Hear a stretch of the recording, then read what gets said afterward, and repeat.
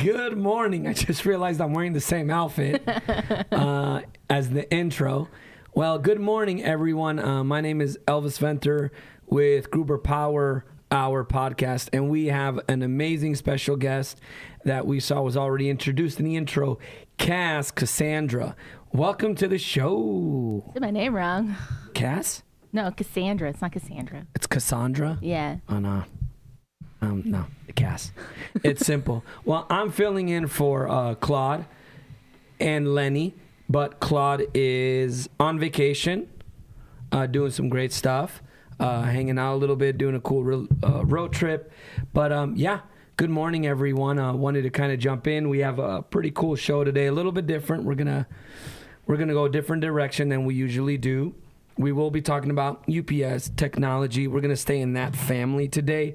But we're going to do a segment of Did You Knows. And I think the best person to help me with that is you, since I know you really, really, really love Did You Knows. You're good at them, too. I did really like that segment. And I still really like the Did You Know segment. I just find it interesting. There's a whole bunch of stuff that I already don't know because why not?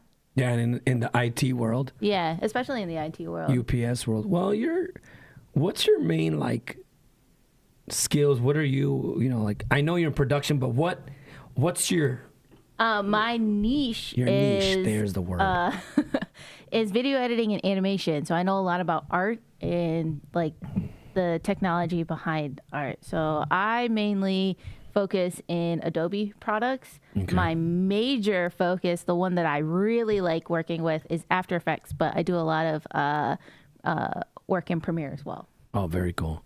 Yeah, and everyone calls you Cass here. Yeah. But I have a nickname for you. Oh. It's Cass, a.k.a. Better Than Aaron. Yeah. I just say that sometimes just to pick I don't like that name. It's the bestest name. It's the greatest name ever, of course. Aaron, you should love it. HR is going to have to hear about this. Yeah. Let me know if we have one. Good morning. We have one person that jumped on already. None other than Claude. Good morning, Claude. Hope you're having a good time. Safe trip. Yep, we are here today. Excited. It's Friday, so that means tomorrow we get to relax, sleep in. Are you doing anything exciting for the weekend? On Sunday I have a birthday party for one of my rider friends. Oh yeah, we're gonna go mini golfing. Yeah, you're in the whole motorcycle gang stuff. Yeah, that's one of your friends that you're doing a birthday party bash for? Yeah, he went down recently, so he's in recovery. Oh, wow. We had to try and find something that he can actually do, and mini golf is one that he can do. You can relate to him going down. Yeah. We yell timber. Well, hey, that's all you can do. Yeah, I'm actually going tomorrow again on doing another Grand Canyon hit with about 15 men from our church. Rocks? Yeah, I got you. I will get you some rocks. I owe Claude a few too, but let's jump into it. We have a fresh good morning. We're doing a Did You Know segment for the next 30 minutes or so. We're going to jump hard into it. I do like your, what's it called? Yeah, kimono. Kimono. Okay.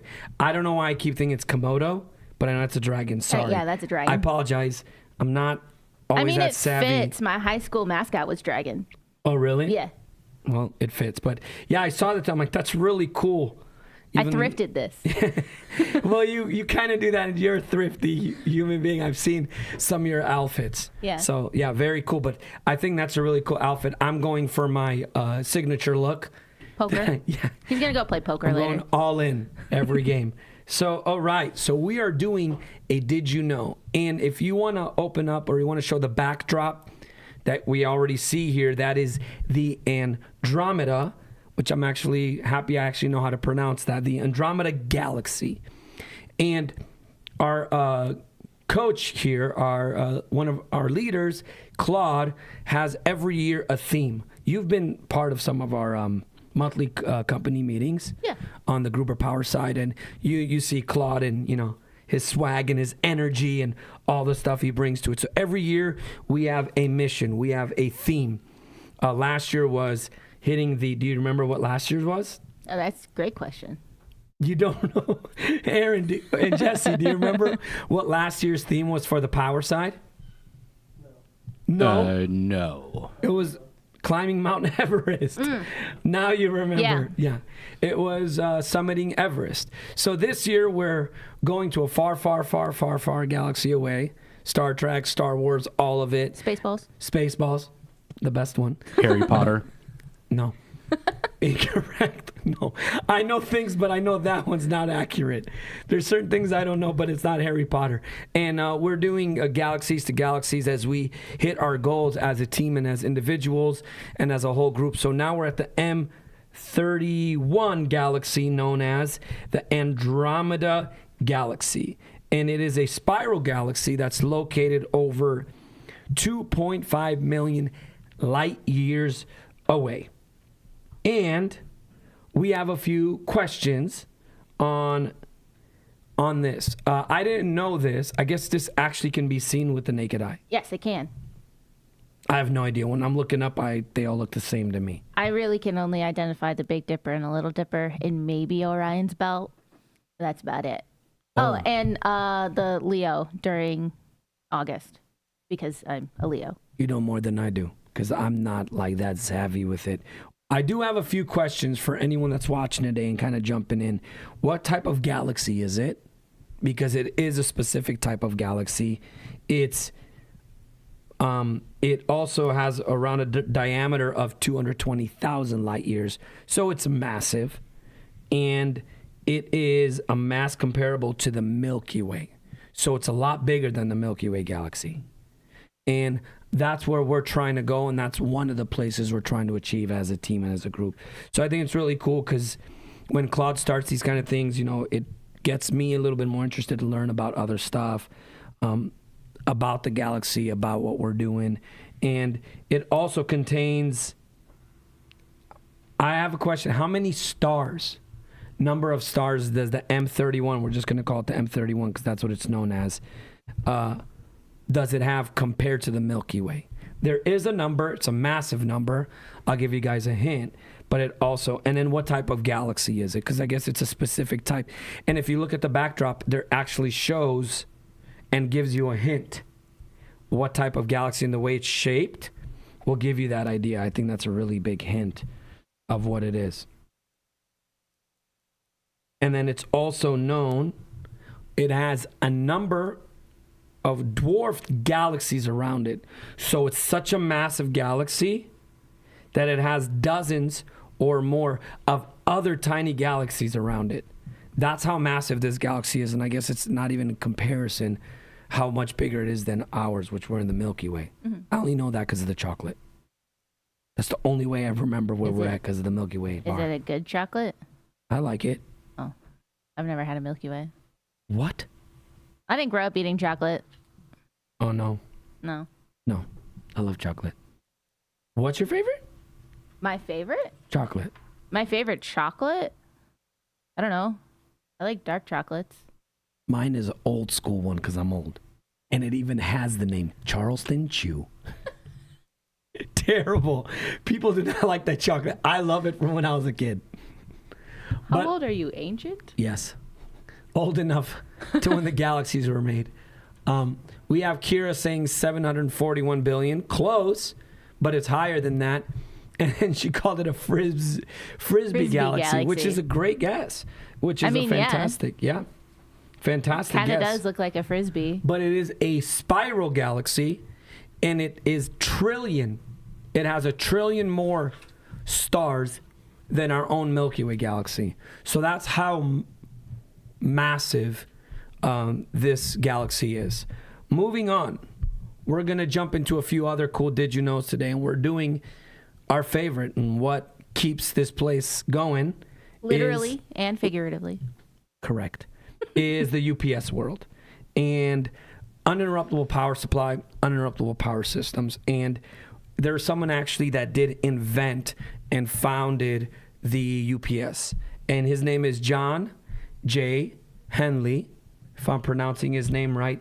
And I actually have to take my glasses off because I have to look up and show a dashing picture. If you guys want to put it up of, this is the guy. And it looks like it was even like AI or like. Yeah. I found the original picture, but to help bring him more to life, I ran it through ChatGPT to kind of give him, I don't know, a more Pete clear loves to picture. hear that ChatGPT you ran him through. Yeah. This is the guy that invented what we sell, what we work on. What was that? Where is the image? He's On my laptop. Yeah, he's connected to the laptop. I'm connected to the laptop. So this is the AI spruced up version of the founder of UPS. We got Andrew Robinson. Yo, guys. Hello from the UPS world on the southern tip of Africa. That's amazing. Welcome. Thanks for jumping in and joining in. We are talking about, you just jumped in, Andrew. We're talking about who the founder was. Yep, that's him. Of the UPS. And it is John J. Hanley. And he's the guy that founded and created and started this amazing unit that a lot of us, supply and work on. We have a whole division dedicated to it. Do we have an idea? And like Claude says, don't look at Google. The Google. The Google. How old are you? Very old. And in what year was this founded and created? And if anyone wants to jump on and kind of give us an idea or any guesses, and what I will show you is, see if I could find it. I'll tell you when I found it. So this is considered in the 1950s. If you want to put up, this is considered the UPS. Oh, let me go back. I was trying to see if I could zoom out. I got to make it full screen. That was full screen. Okay, Oh, there that's you full go. screen. You got it. Okay. So that is, does that work? You need to zoom out. That's what I was thinking. Let's zoom out a little bit. Can you move it? Oh, let me go back again. Let me zoom out. There you go. There it is. Yep. Looks like something Aaron built at home. In his garage. Yeah, seriously. But that is the kind of the prototype and kind of how it all started for the little UPS. Tiny, small. Look at, I see like wood, metal. It looks like wood, but I think that is a transformer in the middle of it. It's very old, as you can tell. Andrew Robertson says in South Africa, the Triport ULC or Ferro Resonant UPS was designed at the Wits University as a thesis in 1972. We used that technology until the double conversion, which online technology was introduced. That's fantastic because that is the main, that's the preferred UPS. So you'd want to use a double conversion and one that turns on automatically instead of going in and making sure it's on and then transferring it over. So the double conversion is the go-to unit in UPS. The whole point of UPS is sometimes even new customers or people I talk to, how I educate them is it's a gap of if you do have a generator or if you don't, it works as backup power. And if it's connected to something and let's say the lights go out or the power goes out at your building, that gives you a certain amount of time that keeps the power on. So the UPS is just to keep something on, whatever it's connected to. If it's connected to the structure, if it's connected to your phones, to your computers, if it's connected to something that we utilize a lot in the medical industry is biomedical equipment, MRIs. We have UPSs that are connected directly to the MRI and to medical equipment. So they utilize that very much. So if something happens or if there's a power glitch, that UPS works in its place until the power comes on, or it gives enough time to save whatever you're doing, or until the generator comes on. In California, there's a whole region in California, I don't know if you were aware about this, that they have a certain time of the year, they call them brownouts, where it's literally just power drop throughout the whole summer. They just drop loose power. So that's a region where they have a lot of generators and UPS units, where this comes into play if it's a wine company or if it's a food industry. The UPS is a great thing to have if you don't have a generator, if you have a small size generator, or until your generator turns on. Andrew says it was in the late 80s is when they had the whole WIT university with the double conversion. Galvanic isolation is all the way. Now it's a high frequency transformerless topology. So right now, Andrew's given us some very technical terms, and you could tell he's a seasoned individual in the UPS game because he's given us a lot of information about the detailed unit and what it does and all types within that. So from there, the UPS, that's why we supply it. That's why it's a really crucial unit and equipment. Again, it has different names. Some people call it battery backup, emergency power, critical power unit.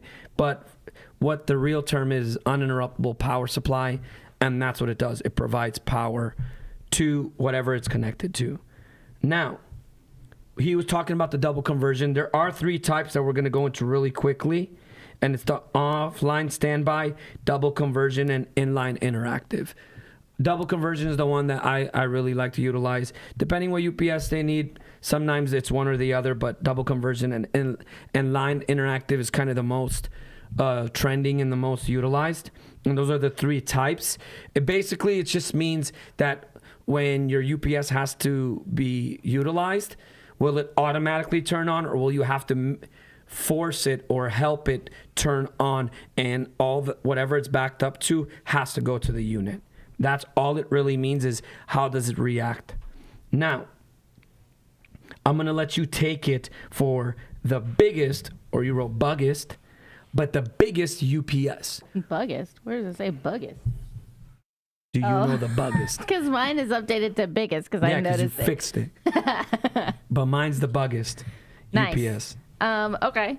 So, the biggest UPS provides 46 megawatts of power, and it can be found in Fairbanks, Alaska, here in the United States, which is, as far as I'm aware, a lot of power. Yeah, it's for an entire town. Yeah. And it's literally like an entire building of lithium-ion batteries. Yeah. I've seen it. And megawatt. So you stated megawatt. I want people to see if they have an idea how much kVA is 1 megawatt. And what's a kVA? It's the kilovoltage. Okay. And the kVA is what we go off of, how much power someone needs. Mm-hmm. So usually it goes 1 kVA and up. Mm-hmm. So 1 kVA, 2 kVA, 3 kVA.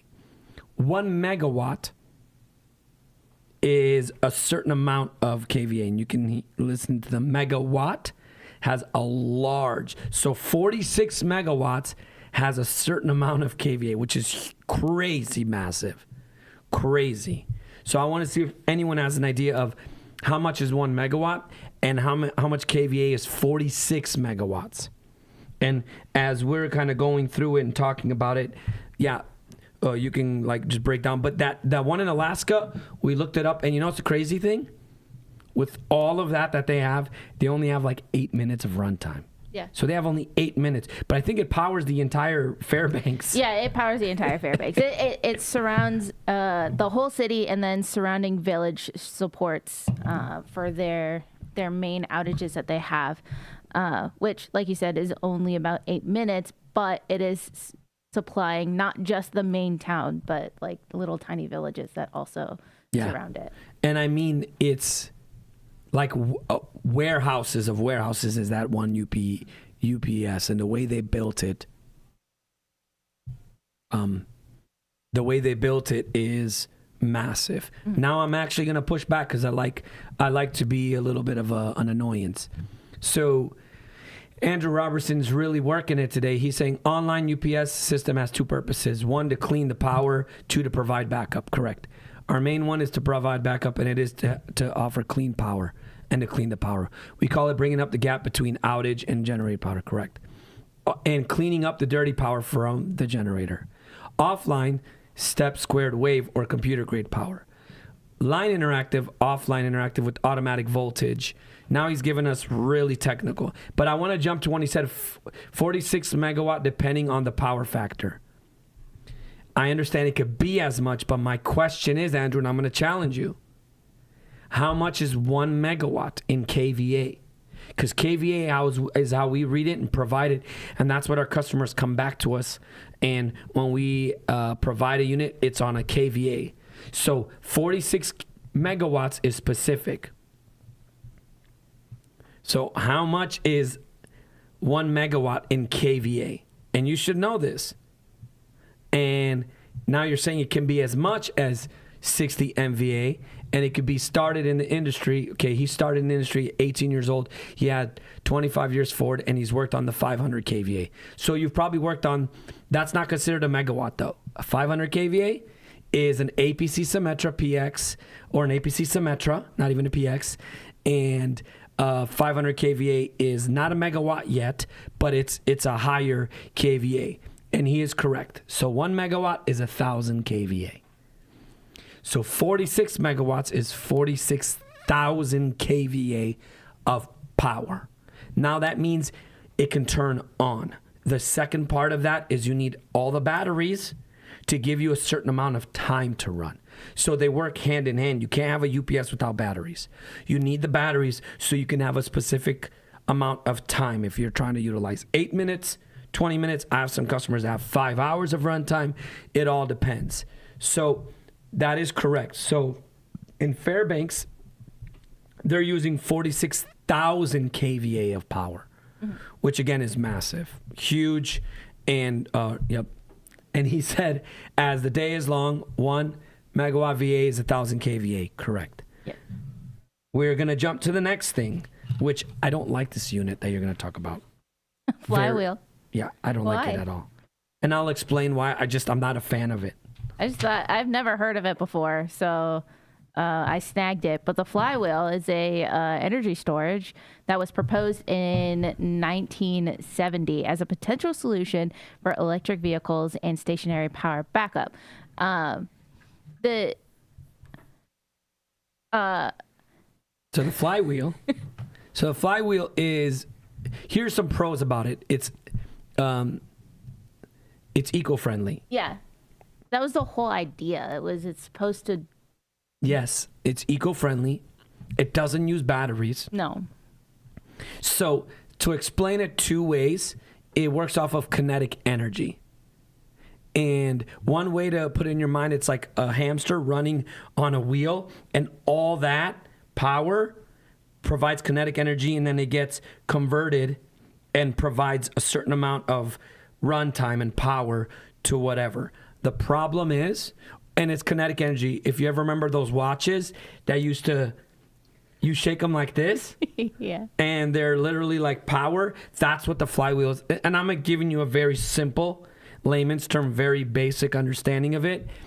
The problem with, I don't like about flywheels is they're massive. They are. So it's eco-friendly, but the footprint's huge. Yeah. It's got very minimal runtime, and you can get runtime on it, but the more, it requires a lot. I'm going to say thousands and thousands of moving parts, because it's all parts related, and it's huge. And it's very big and super expensive. It's crazy expensive because the materials have to be Correct. high advanced materials. Yes. This is the stuff that like they would end up using in planes and rocket ships. Yes. Like it's extremely expensive. Because it revs up, and it uses momentum Yeah. to create the charge and the energy and the power, and then it works its way through the unit. Yeah. So but the crazy thing is, flywheels, you can get into the megawatts. Yeah. A lot easier. The largest megawatt UPS I'm aware of is an APC, and it's their new one. It's 1,000 kVA. So when someone wants 30, 40 megawatt, a flywheel can be, but again, it could take 2-3 years, a year to build it. Yeah. And there's only a few manufacturers that I'm aware of that builds them. And we don't. I've seen one here. I've only seen 2 in my day, and I haven't sold them. I'm not a fan of them because it's just they're out there, and I think even at a certain point they're more bigger outside of the U.S. Yeah.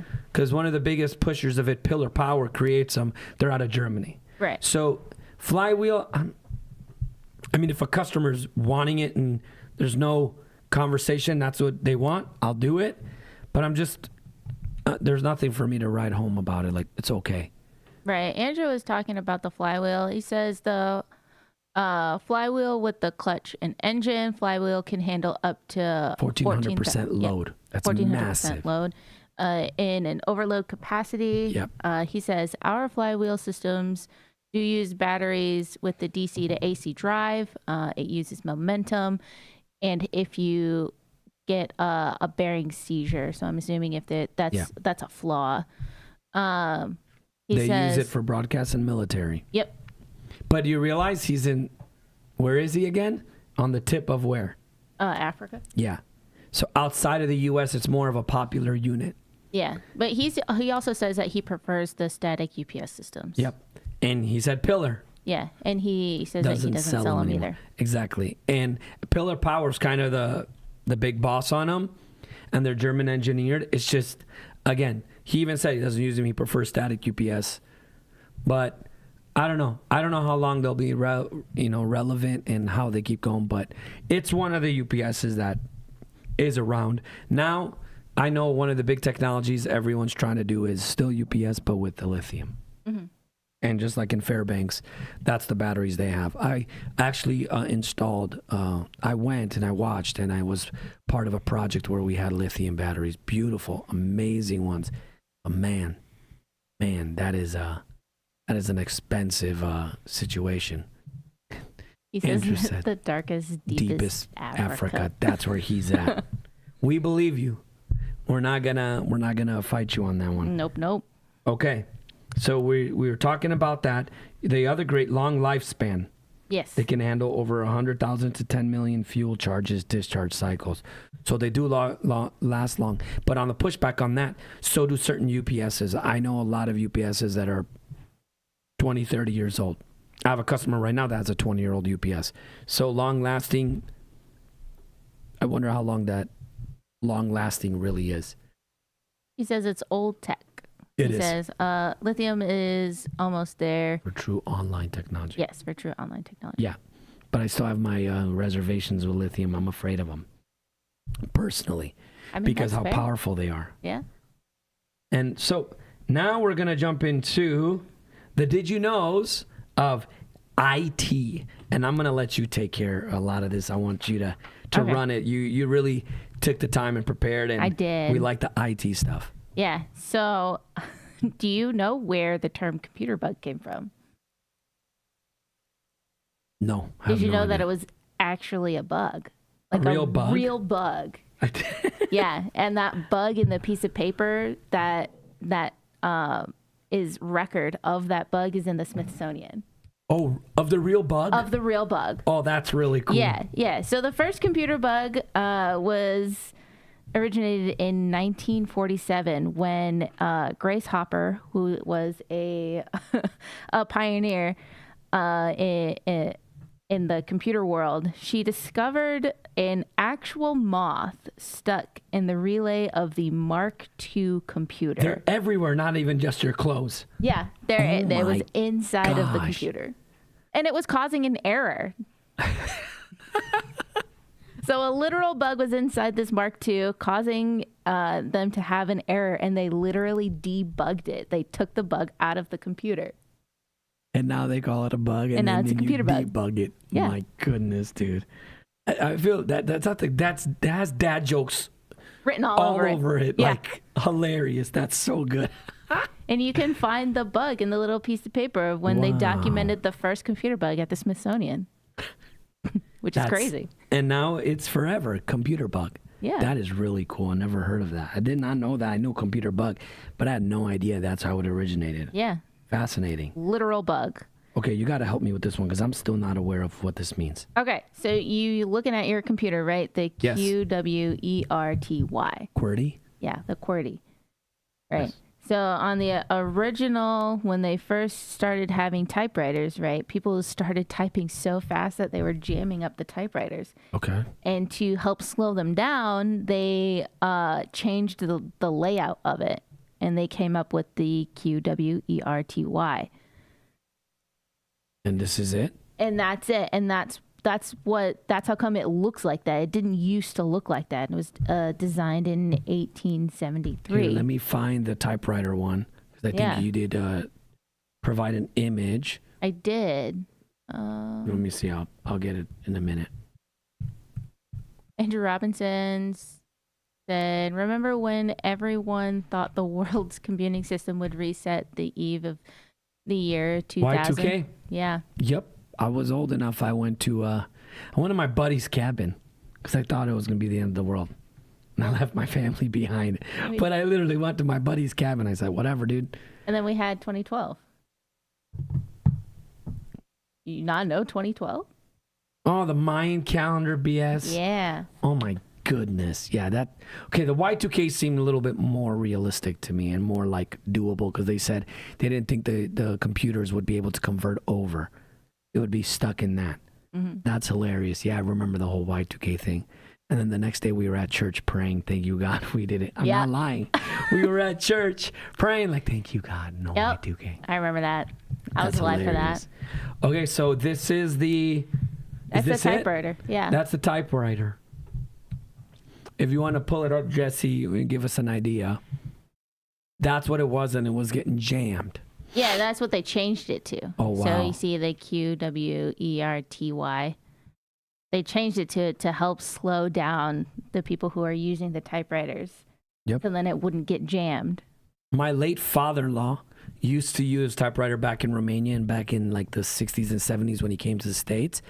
And he used to use typewriters to like transpose and translate English things into Romanian. So if it was like a poem, if it was a Bible, if it was music, it was a lot of songs and poetry. He would literally write them, and then he would typewriter, and then he got savvy with like the first computers. So he would be one that used to utilize these all the time. Not me, but I know he was someone that was big on the typewriter. Yeah. Okay, so we know QWERTY. I did not know that. Yeah. The next thing we're talking about is the first computer programmers. Yes. Oh, look at them. So we've got Ada Lovelace, which was an English mathematician, and then a writer, was considered to be the world's first computer programmer. She wrote the world's first algorithm and intended for implementation on the Charles Which one? Babbage analytical engine. Do we know which one? That's a great question. I'm not sure. Okay, so we're going to give them all the first prize. The first Yeah. female. Is it the first programmer or the first female programmer? First programmer. Wow, she got his beat. That's amazing. Yeah, look. Yep. That's the first programmer. She Yeah. was. Yeah, that's really cool to see. Okay, I like the next one. I really want to talk about the next one. Okay, you can talk about the next one. So email was invented in the 1970s, and one of my favorite movies is You Got Mail. It's a good Tom Hanks and Meg Ryan film. And email was invented in the 1970s, while the World Wide Web was invented in 1989. So emails were in the 70s already. And then www was 19 years later. I did not know that. I wasn't aware that the email came first. Yeah, email came first, so then they were able to communicate through computers, and then it was introduced later to the rest of the world that you can also send emails and do websites and browse That is really the cool. World Wide I Web. didn't know email came first. I thought it was internet, World Wide Web, and everything followed after. That's the way my mind Yeah. understood I mean, it makes sense, you Yeah. would think, but This is fascinating. You got to tell us about this one, if I could find them. what are you looking for? There. There. 404 not found. Okay, what is this? I've seen it. Yeah. What is this? Yeah. 404 not found is that error message that you get when pages on the internet aren't found. And it's been a long inside joke for pretty much anything. So if there's something that I can't even find in the real world, I'll say 404 blank not found. You really? I will. Because I think it's fun. You guys are so hip. You young whippersnapper kids. I had no idea that's some of the words they use now. And how did that come up? It came from the CERN or CRN room number, which was 404, which is where the World Wide Web was created. So the room that the World Wide Web was created was number 404. And so they take it. And they put it on the screen. They put it on the screen. And they because say, it doesn't exist. It doesn't exist at that point. Wow. 404 not found. And then that's the room that internet was created. Yeah. That's really cool. Little fun fact. Again, it's crazy. You see all these things. You'll see messages, error messages, and you just kind of just look over them and you have no idea. Mm-hmm. That is really cool. I didn't know that. And I didn't know all these. I didn't know that's utilized today in verbiage and words and cool stuff you guys say. Yeah, there's a bunch of memes that will just do 404 not found. So 404 just means doesn't work? Yeah, it just doesn't work. It's not found. You can't find it. It's not found. Okay.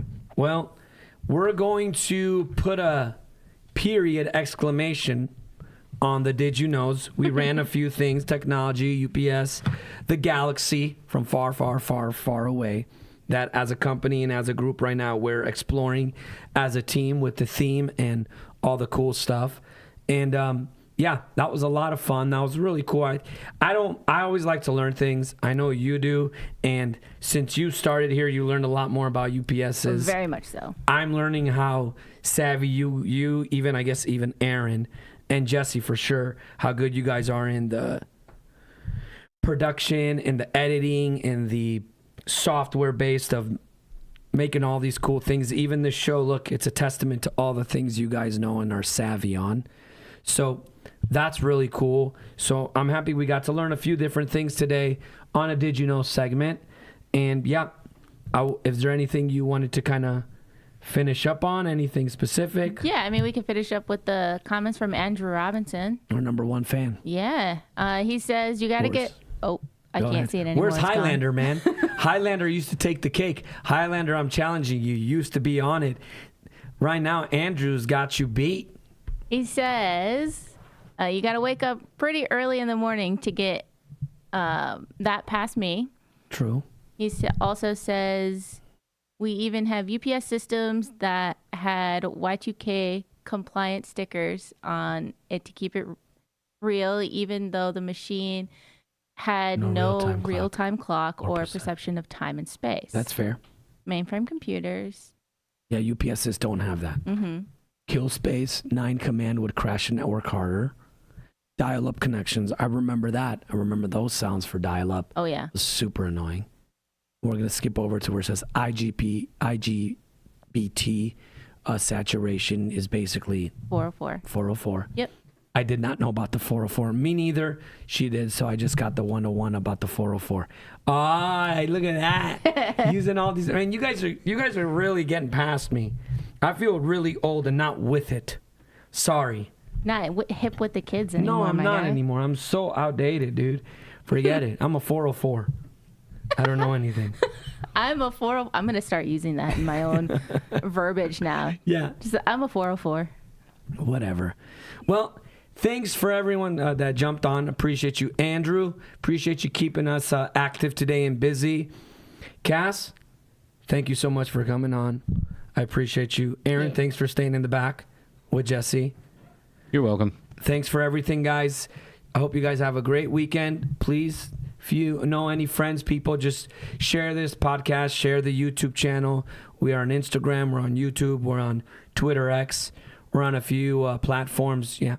So appreciate you, Andrew, Kira, everyone that got on. Claude, you guys have a great day. Appreciate you and have a good one. Thank you. Bye. Bye.